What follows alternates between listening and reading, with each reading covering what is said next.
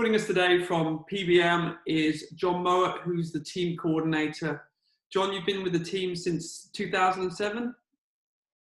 Yeah, that's correct. Yeah, long time now. Long time. Can you explain your current role with the team and what the team coordinator does? So basically, you know, it is knitting the whole team together, making sure, you know, all the lads have got everything they need at their disposal. Obviously, arranging all the travel, hotels, along with our PA, Kerry, and you know, just generally making sure everyone's happy, and working together. You know, is the biggest thing. You know, if you've got a happy team, you've got a fast team. So seems to be a good recipe. It's working up to now. There's not many changes within the PBM team, you know, which is good. Continuity is really important for the riders to have trust in the mechanics. You know what they're getting underneath them every time the bike rolls out onto the circuit. And I think that's the most important thing, to be fair. That's, you know, when we spoke to Josh, you know, that was one thing he said about the atmosphere. Obviously, he's going into his third season with the team, but he feels trust from the team that if he's got something he thinks needs changing, that the team believes in him. Obviously, they'll check the data, but you know, it's a team that knows how to win. You know, and what's, you know, people might say, oh, they've got the best bikes, but when you guys switched to the Kawasaki, that wasn't the best bike at the time. I mean, what do you think makes PBM so successful?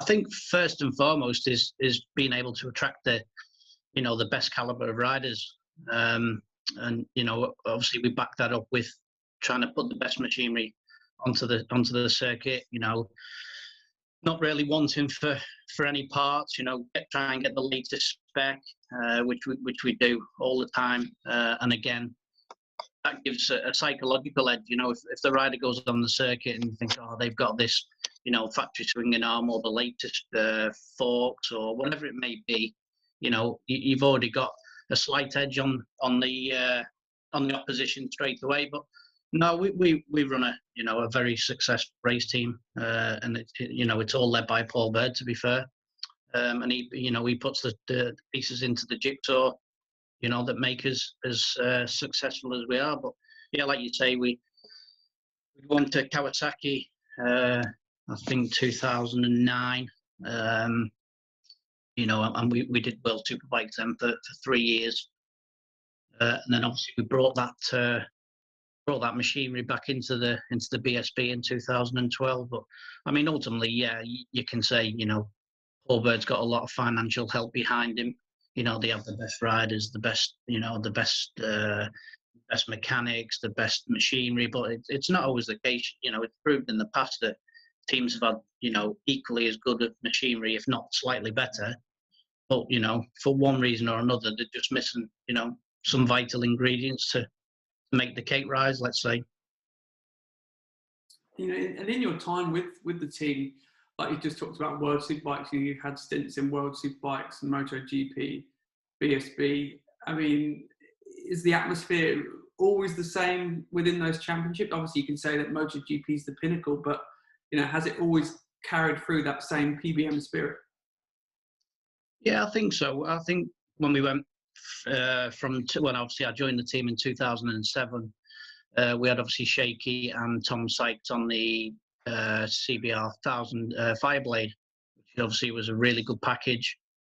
You know, and back in the day, you know, you had your factory supported HM plan bike, which unfortunately nobody could really get close to, and obviously the Airwaves Ducati, in the Suzuki. But yeah, you know, we were classed as a privateer team back in I think 05, 6 and 7 on the Fireblade.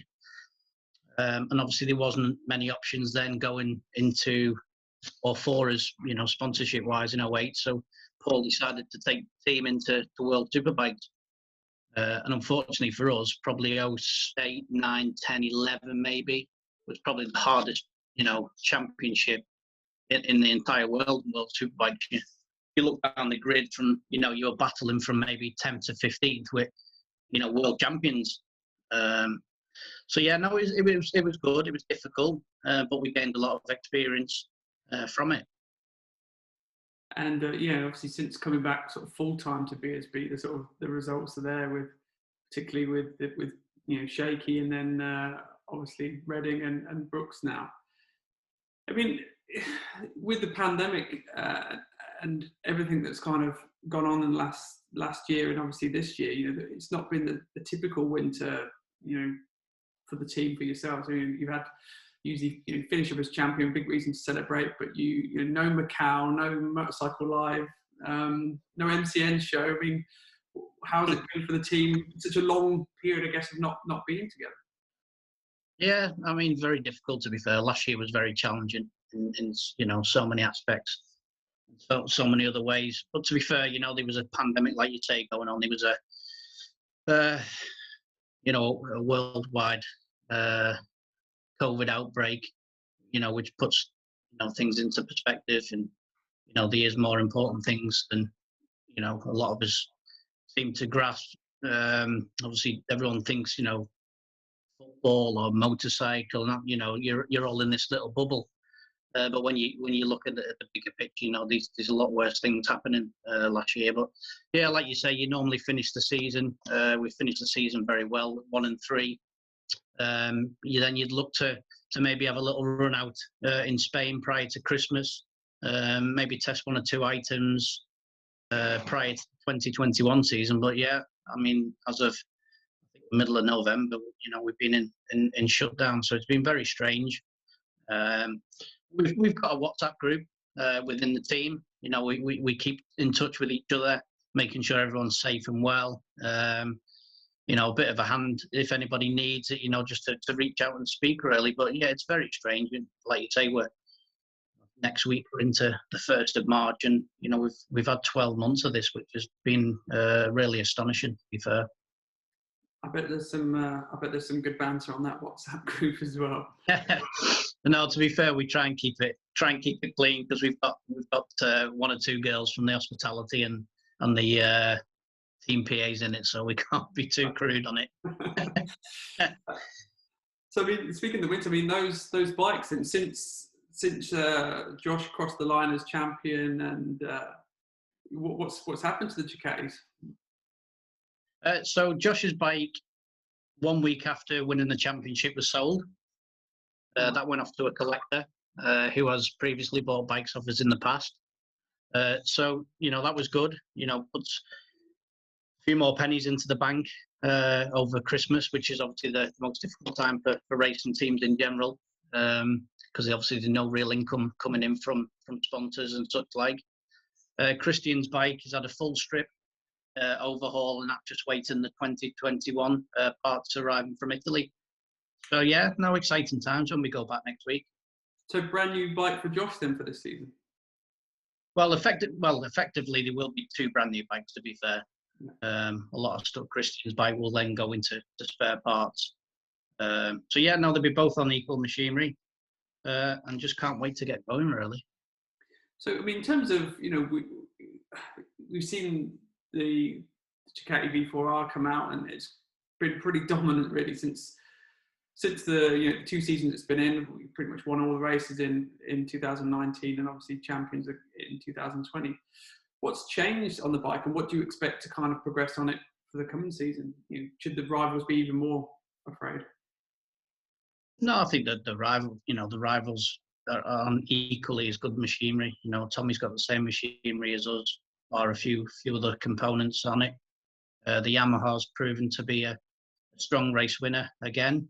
The Honda's been in the 4 last year with their new bike, and we're not making big radical changes. The Ducati don't tend to come out with big massive changes. The bike that they rolled out in 2019, they were very confident in the package, and they had every right to do so, to be fair. They won't bring a bike out onto the racetrack unless they know it's going to be very competitive, and they have done so. So yeah, going back to what changes, I think there's some small changes to the engine. There's maybe a new swing and arm upgrade, They got a new fuel tank and rider seat configuration for 2021. So yeah, I mean it's it's feedback from the World Superbike riders within Chaz and Scott, and then obviously it filters down to us BSB lads, and then we've got to make the most of it. Speaking of Scott, obviously, he joined the team in 2019, and what an amazing season. Him and Josh battling it out 1 and 2, 21 races, I think it was, race wins between them. Yeah. Yeah. I mean, have you spoken to Josh? Sort of, he's had a year on the similar bike. Has he been able to sort of tell you what the differences are like? Obviously, electronics is pretty huge. Yeah. Again, obviously, going from 2019 to 2020, there was a change in manufacturer for the exhaust, and also again there was a modification to the rear swinging arm to try and find a little bit more edge grip, which obviously the bike lacked in 2019. So yeah, I mean, they are only small changes, but it was enough to give the riders the bike they needed to go out and be competitive on. So how can you get one of those bikes? If I had the money, could I just rock up at Ducati and say, I'd like one of those bikes like PBM has? Or how do you qualify to get those machines? Yeah, more or less, to be fair. Obviously, you need to have, the connections within Ducati course. But, once you get that, the emails fired over and, if you were looking to set up a team and you were looking to purchase a Ducati V4R, then yeah, they'll sell you anything Ducati at a price. So yeah, I mean, the bikes are available. It's good. They are ready to race motorcycles, albeit they are very expensive. Components, obviously engines and all the rest of it. But yeah, it sounds very simple. That you can just rock up with it. 150,000 euros and walk away with a championship winning V4R. But yeah, no, they will sell you it. I mean, of all the bikes that you've worked on, I don't know how much sort of hands-on you are with the Spanners now in the coordinator role, but of all the bikes that the team have worked with since your time, has there been a particular favourite for you? Yeah, I mean, hands-on, not so much now.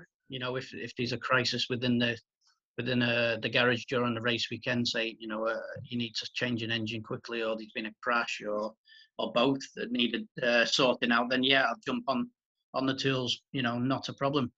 In the past, I've worked on the Kawasaki, the Honda, the V-twin.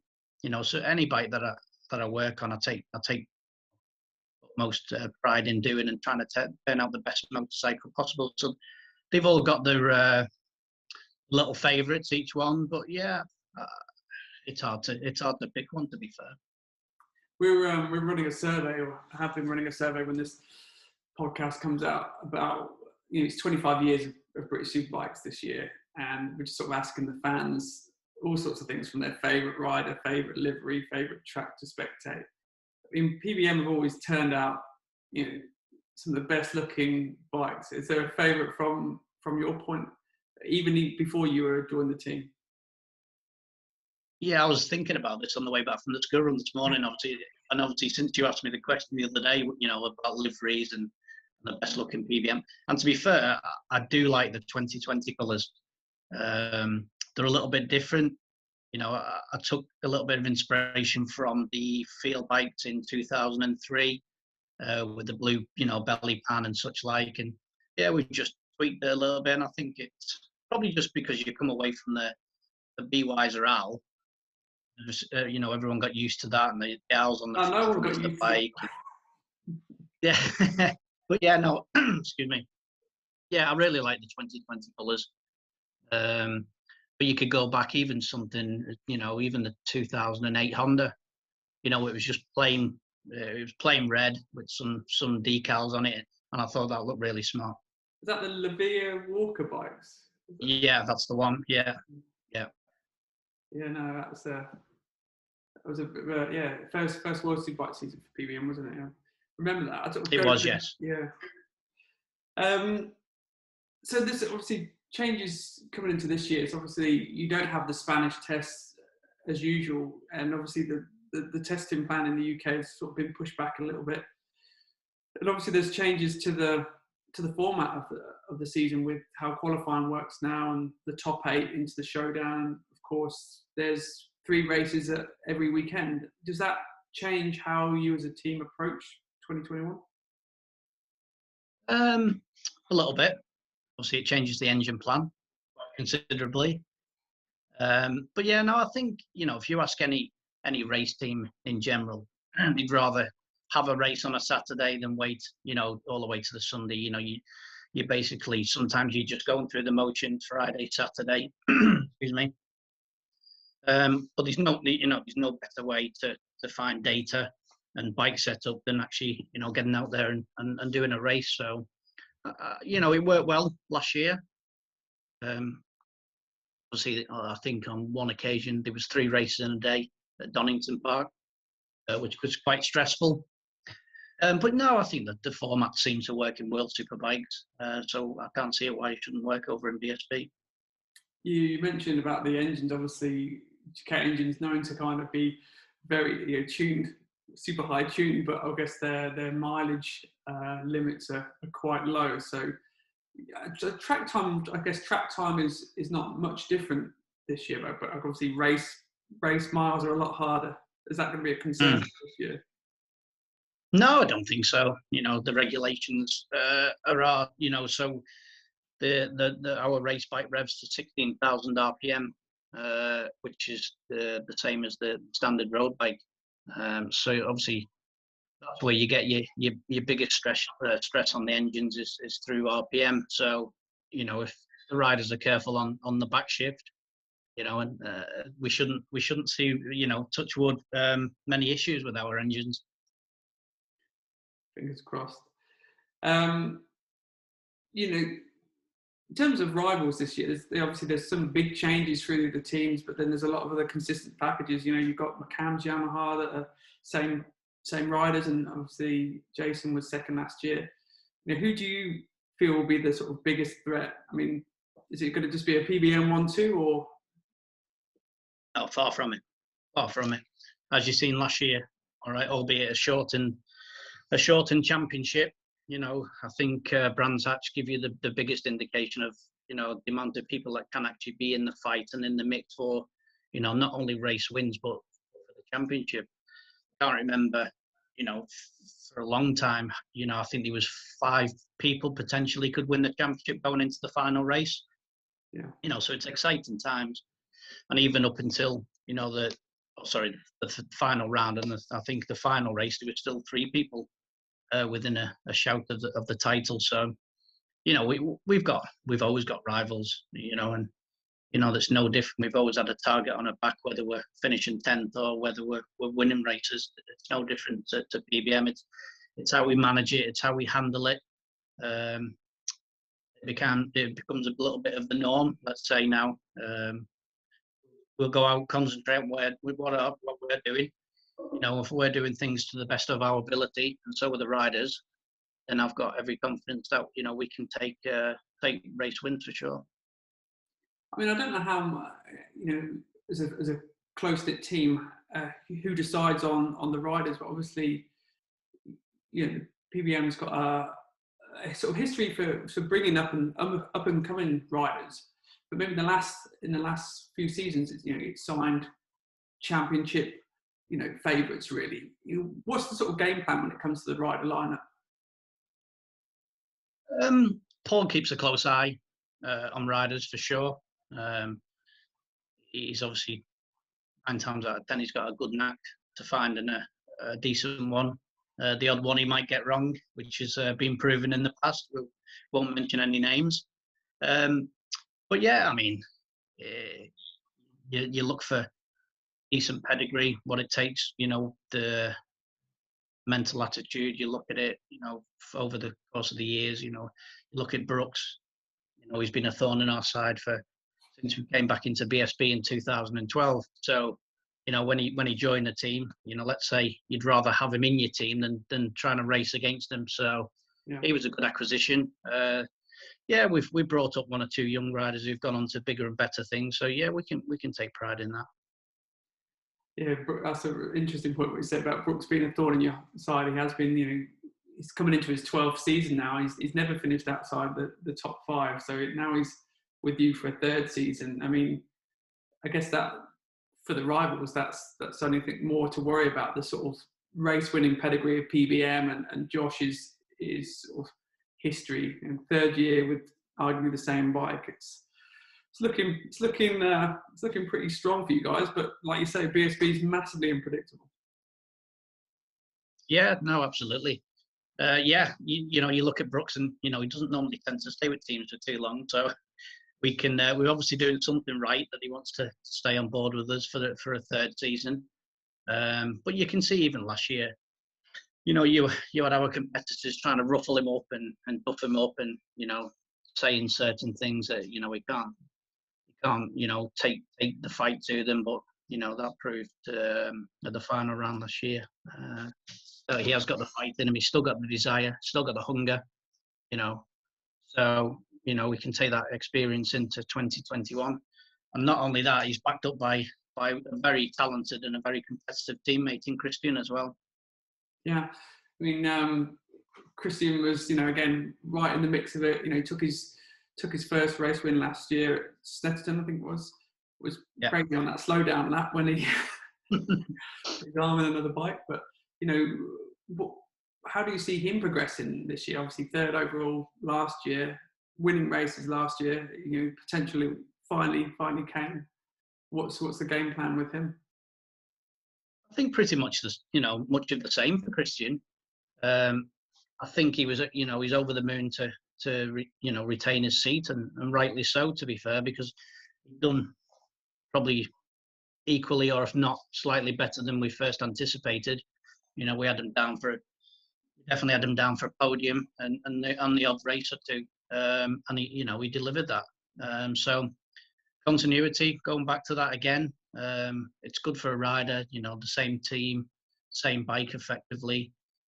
So yeah, obviously you couldn't really not look to have him on board for this year. With being a shortened championship last year, I think it's only fair that he has a decent crack at the whip at a full BSB season, and then we'll take stock at the end of 2021. So hopefully, much of the same. Try and get a 1-2 rather than a 1-3. And is PBM settled now on BSB? Obviously, you've massively dominant, the most successful team in the championship's history. You've been to MotoGP, you've been to World Superbikes. Obviously, you've done TT and Northwest and Macau and Daytona. But is that now BSB the home of PBM, or is there more ambitions to go to the world stage again? I'm not too sure, to be fair. I think we get asked the same question year upon year. Any aspirations of returning to World Superbike? But I've certainly not had a conversation with Paul, regarding flying a nest and going to a different championship. So we've got goals. We've got targets in BSB. All our sponsors are British related. So that helps massively. No, we're more than happy in the BSB championship, and we've got two championships under our belt. As a team, we've only achieved that, I think it was once, retaining it back to back. So now the target is to go on and try and make it three on the bounce if we can. Be a remarkable achievement. And I think deep down, our main target is to try and get into double figures. I don't think there's no doubt really that you guys can't do that. When I was talking about sort of world stage and ambition, everyone remembers when Shaky, as a wild card, took those 2 wins. Obviously, it propelled him onto the world stage. But PBM, beat the world when World Superbikes was such a high level. Obviously, technical regulations, I think, probably prevent wild cards from happening. It always used to be great, but if the opportunity presents itself, would the team do that again? Or a wild card, or competing in the world championship? Wild card. I think that in the past, when the calendar comes out and you look at your 2 British rounds, I think Silverstone was classed as a European round, but they were two two exciting races on the calendar that the team and certain riders look forward to, you know, to putting themselves out there on the world stage. And it was great as a spectacle, you know, getting the British lads in the mix with the World Championship lads and ruffling their feathers, let's say. But yeah, like you say, the technical regulations unfortunately don't allow, well, they don't allow you to be competitive. Let's put it that way. Obviously, you can compete in the World Superbike wildcard for sure, you know, but you know, 1 to 1.5 seconds on average, you know, per second in the race, slower than the boys running at the front, which is unfortunate.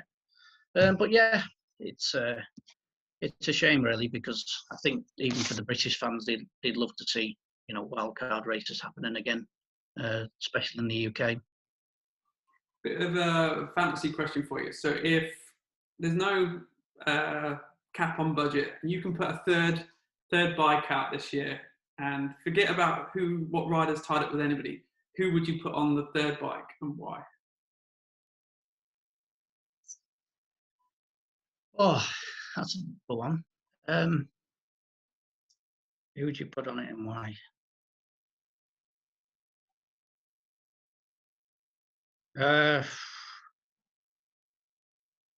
I'm not sure, to be fair. That's a quite. You threw that one on me there. Yeah, I did give you that one question before. Yeah, I'm not sure, to be fair. I think that, you know, for the British fans, they'd love, you know, Scott Redding to come back. But again, you know, Shane Byrne, maybe. Yeah. Yes. Or Shaky I think it'd be a fan's favourite, let's say. Yeah, I mean, it must have been for the team a huge blow. Obviously, no one wanted to see Shaky stop like that. You know, when he's still at his race winning best. And you know, reading a recent interview with him, he still believes, you know, he can do it. They're not going some circuits faster than him. So yeah, it seems such a shame for his career to if it has ended the way it has. But yeah, so would there always be a bike ready for him then, if money was no object? Yeah, well, like you say, you know, he had the unfortunate accident and he was still running at the front. So, you know, why shouldn't it still be in his head that he can still race at the sharp end? He's not, you know, the form guide has not suggested otherwise. He's not, you know, he didn't deteriorate down the ladder. You know, he was still at his pinnacle, still fighting for the titles, and he was still the reigning British Superbike champion. So, yeah, who knows? Who knows?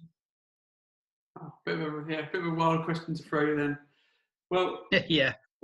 Just to throw it in. So quick fire then, because we've been doing this 25-year survey. Greatest ever BSB rider of all time? Well, you'd have to say Shane Byrne, I think. Purely backed up by the number of titles, number of race wins. Yeah, I think people have got to go some to pass that. But yeah, I can't. You know, you can't look past Shaky, I don't think. Best livery of all time, and you can't say a PBM livery. No, no. I was thinking about this yesterday as well, and I think one of my standout liveries, and I don't know obviously whether you class it, was going back to 2003. Yeah. Was Jamie Whittam's Fast Orange Yamaha. 1993, yeah. Yeah, I think it was. I remember the team, they had posters out, and I had a poster of that bike on my wall at home, and it's him doing an endo on that bike. So that was a pretty cool livery. Another standout one, I think, which was, you know, was the Airwaves, the mint one, the black bike. The black mint one, yeah. We separated that in the survey because a few of us, as a personal favourite of me and Chris Newbold, I'm sure you've met before. We're like, put that one in separately, and that's in the voting. That's doing really well. Yeah, no, I think that it looked pretty cool. To be fair, it's, you know, it did look pretty retro as well. You know, all black and the riders' leathers. Yeah, I like that one. Yeah, it was good. So, what's the worst livery in BSB history? Oh, the worst livery in BSB history. Unfortunately, Vimto's been coming up quite high, and I thought those bikes looked awesome. The SP-1 with Toseland and okay, yeah. Oh, so that's right. Okay, so that's coming up in one of the worst liveries in BSB. Yeah, it's been getting some votes. How far back are we going for the worst livery? Well, we say 25 years. Obviously, you said Fast Orange before, but 1996 season is what we're classed now as BSB. Okay, yeah. Worst livery. I was going to go a little bit further back and say Peter Graves' Atlantic 252. Oh, that Ducati, was terrible. That was terrible. Yeah. So yeah, He was the guy who brought Boost into BSB. Yes. Yeah. You don't. Yeah. Worst liveries don't really spring to mind, so I'm gonna stick with that one. I know it's a little bit outside the window. Okay, all right. Not much, I don't think. They look pretty good, to be fair. For Bowden potatoes, they're pretty shocking. Oh yeah, right, yeah. I'll go with that one too. Tenor for Men Honda, that looked pretty good. The paint job was pretty good on it. I think it was just a funny old sponsor. Yeah, well, that was an old PBM bike, that. Was it? Yeah. Never raced or rallied in anger, and then Michael Howarth got his hands on it. Absolutely smashed it to bits within 5 minutes of having it. What's the best current BSB Championship track to spectate at? I think, obviously you can't beat a sunny Kidwell Park, I don't think. Just purely, how close you can actually get to the action. Yeah. Alton Park, certain areas of the circuit you can get really close to. Knockhill, tight and twisty, but decent vantage points for spectators. But even Brands Hatch, to be fair, there's a few that you can get really close to the action, and if the racing's good, if you've got coming all the way down from the start of Clearways all the way down Paddock Hill and round Druids, if it's a sunny day and the spectators are permitted, then banks are full. Yeah. People clapping and waving and and horns and such like going off. So yeah, there's probably a handful of spectators tracks, to be fair, that you can get decent vantage points. Greatest ever BSB rivalry, in your opinion? Keogh Johnny Ray, Keogh Lavia, Reynolds Hislop, Shaky Brookes, Shaky Keogh.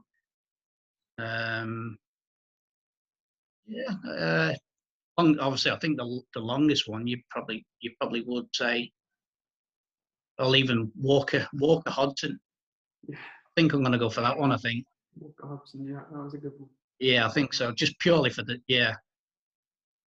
space of it. There was a little bit of hatred there. There was clashing of bikes and and the way it all ended. I think I'll stick with the Walker Hodgson one. And last question, best ever BSB team?